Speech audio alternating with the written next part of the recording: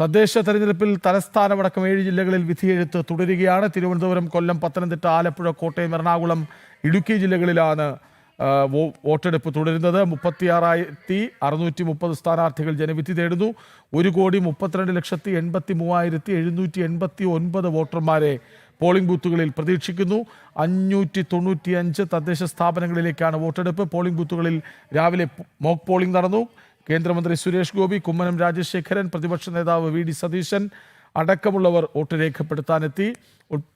രാവിലെ കുടുംബസമേതം ആണ് കേന്ദ്രമന്ത്രി സുരേഷ് ഗോപി വോട്ട് ചെയ്യാനെത്തിയത്. തിരുവനന്തപുരത്ത് അടക്കം വലിയ നിരയാണ് വോട്ട് രേഖപ്പെടുത്താൻ ഉള്ളത്. കൊല്ലത്ത് നിന്ന് എം മനോജ് ഒപ്പം ചേരുന്നുണ്ട്. മനോജ്, നീണ്ട നിര പിന്നിൽ കാണുന്നുണ്ട്. അതായത് രാവിലെ തന്നെ കൊല്ലം പോളിംഗ് ബൂത്തിലേക്ക് എത്തുകയാണ് അല്ലേ?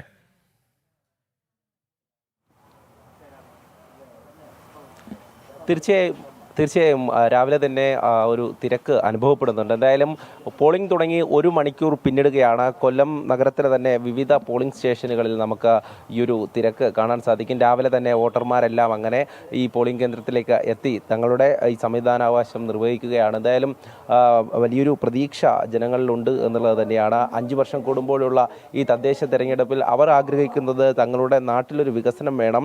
അതിനാരാണോ സ്ഥാനാർത്ഥിയായി എത്തുന്നത് അവർക്ക് വോട്ട് നൽകണമെന്നുള്ളത് തന്നെയാണ്. എന്തായാലും ഈ ഒരു സ്ഥലമെന്ന് പറയുന്നത് തേവള്ളി ഡിവിഷനിലെ തന്നെ 1-ാം നമ്പർ ബൂത്തിലാണ് ഞാനിപ്പോൾ നിൽക്കുന്നത്. ഇപ്പോൾ ഇവിടെ സ്ഥാനാർത്ഥി അടക്കം വോട്ട് ചെയ്യാൻ എത്തിയിട്ടുണ്ട് എന്നുള്ളതാണ്. NDA സ്ഥാനാർത്ഥിയാണ് ഈ നിരയിൽ നിൽക്കുന്നത്, ബി ശൈലജ.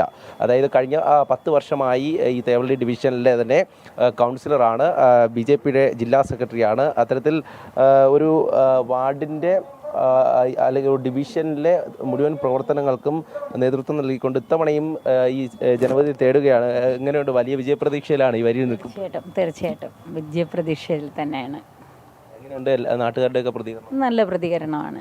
കാരണം 10 വർഷം ഞാൻ ചെയ്ത സേവനത്തിൻ്റെ ഫലമായിരിക്കും ഈ റിസൾട്ട്. അതായത് ഈ കൊല്ലം കോർപ്പറേഷനിൽ വലിയൊരു മാറ്റം പ്രതീക്ഷിക്കുന്നു. തീർച്ചയായിട്ടും പ്രതീക്ഷിക്കുന്നുണ്ട്. നല്ലൊരു മുന്നേറ്റമായിരിക്കും BJPയുടെ ഭാഗത്തുനിന്നുണ്ടാകുന്നത്. രാവിലെ തന്നെ വോട്ടിടാൻ പോവുകയാണല്ലേ? അതെ അതെ അതെ അതെ. ഇത് കഴിഞ്ഞ് എന്തൊക്കെയായിരിക്കും പ്രവർത്തനം? വോട്ടിട്ട് കഴിഞ്ഞ എല്ലാ ബൂത്തുകളിലും കയറുക, നമ്മൾ എന്തൊക്കെയാണോ ചെയ്യാൻ ഉദ്ദേശിക്കുന്നത് അതെല്ലാം ചെയ്യുക. അത്രയേ ഉള്ളൂ. ഇവിടെ ഇപ്പം എത്ര ബൂത്തുകളുണ്ട് ഡിവിഷൻ? 4 ഭാഗങ്ങളാണ്. 2 ഗേൾസ്, 1 ബോയ്സ്, 1 മലയാളി സഭ. ഇതുപോലെ തന്നെയാണ് എല്ലാ ഡിവിഷനിലും ഇങ്ങനെ സ്ഥാനാർത്ഥികളൊക്കെ വലിയ ആക്റ്റീവായിട്ട് നിൽക്കുകയാണല്ലേ? തീർച്ചയായിട്ടും എല്ലാവരും ഒരു വിജയപ്രതീക്ഷയിലാണല്ലോ എല്ലാ പാർട്ടിയുടെയും സ്ഥാനാർത്ഥികൾ നിൽക്കുന്നത്. അതോടൊപ്പം ഞാനും.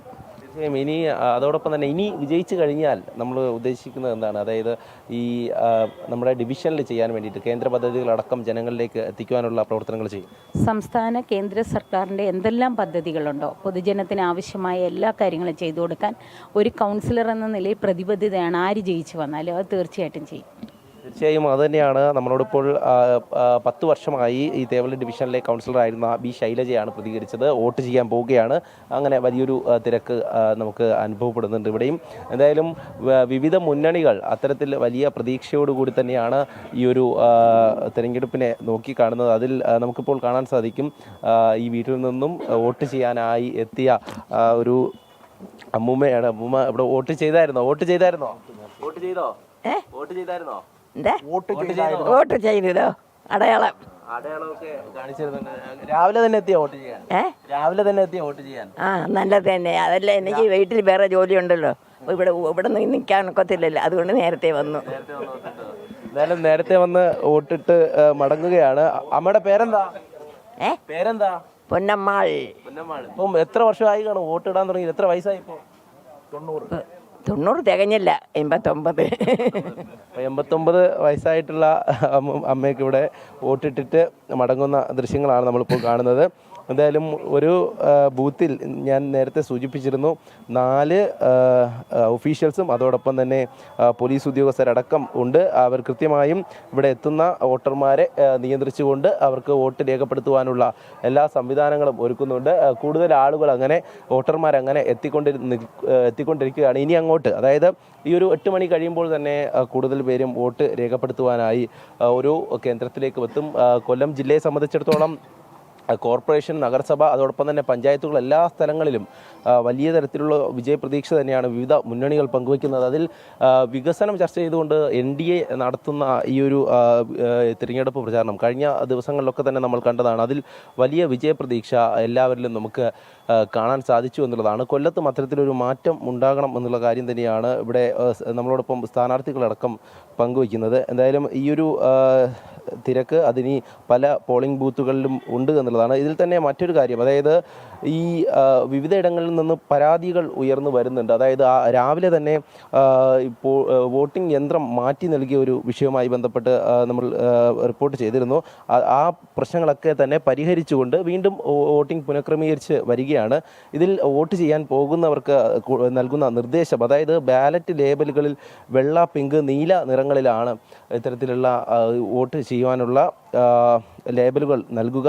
അത് കൃത്യമായും പരിശോധിച്ച് പഞ്ചായത്തിലാണ് വോട്ട് ചെയ്യുന്നതെങ്കിൽ അവർക്കുള്ള 3 വോട്ടുകളും, അതോടൊപ്പം തന്നെ കോർപ്പറേഷനിലാണെങ്കിൽ കൃത്യമായും ഉദ്യോഗസ്ഥർ നൽകുന്ന നിർദ്ദേശങ്ങൾക്കനുസരിച്ച് വേണം വോട്ട് ചെയ്യാൻ എന്നുള്ളത്. അതോടൊപ്പം തന്നെ സ്ഥാനാർത്ഥികൾക്കും ഈ വോട്ടർമാരെ കാണുന്നതിൽ അതിനുവേണ്ട മറ്റു കാര്യങ്ങളൊക്കെ നൽകിയിട്ടുണ്ട്, പാസ് അടക്കം നൽകിയിട്ടുണ്ടെന്നാണ് മനസ്സിലാക്കുന്നത്. എന്തായാലും അത്തരത്തിൽ സ്ഥാനാർത്ഥികളും ജില്ലയിലെ തന്നെ പ്രമുഖരും വിവിധ രാഷ്ട്രീയ കക്ഷികളുടെ പ്രമുഖരുമൊക്കെ വോട്ട് ചെയ്യാൻ എത്തുന്നുണ്ട്. ഓരോ സ്ഥലങ്ങളിലായി നമുക്ക് പോകുമ്പോഴും കാണാൻ സാധിക്കുന്നത് ഇതാണ്. നമ്മളോട് നേരത്തെ പ്രതികരിച്ച ഒരു അമ്മയ്ക്ക് 89 വയസ്സായി എങ്കിൽ പോലും തൻ്റെ സമ്മതിദാവകാശം നിർവഹിക്കാൻ വേണ്ടി വോട്ട് ചെയ്യുവാൻ വേണ്ടി ഇവിടേക്ക് എത്തി എന്നുള്ളതാണ്. അതുതന്നെയാണ് ഓരോ വോട്ടർമാരെയും പോളിംഗ് കേന്ദ്രത്തിലേക്ക് എത്തിക്കുക എന്നുള്ളത് തന്നെയാണ് മുന്നണികളുടെയും ലക്ഷ്യം. അതിനു വേണ്ടിയിട്ടുള്ള പ്രവർത്തനം അങ്ങനെ തന്നെ തുടരുകയാണ്. എന്തായാലും ഇതാണ് നമുക്ക് കൊല്ലം ജില്ലയിൽ നിന്നും കാണാൻ സാധിക്കുന്നത്. കൃഷ്ണരാജ്.